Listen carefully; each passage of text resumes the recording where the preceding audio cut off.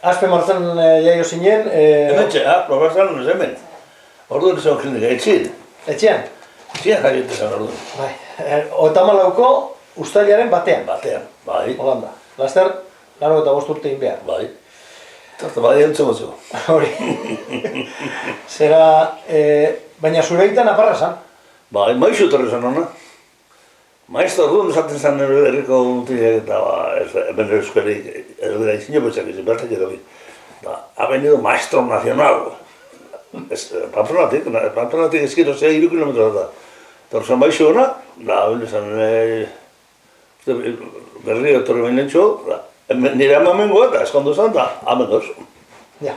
Orduen, zuekaz, aite maixo izan zen? Maixo, maixo, joder, baina gero, ja gerriaz, hiri urte duzera, bat altizir bat amendik eta jendu gerretatik eta, bueno, aldan modu, fallerera bideren, maixo efera.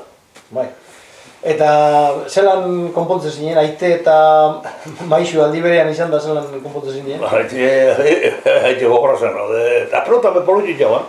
Da hain segura hona aite, pelota jorten dira, eta bera itxia ban, harreke berro eta sortzi amarrut arteke pelotan politxik jaban zen, eta, bueno, udazetik atzetik eta hortik urten.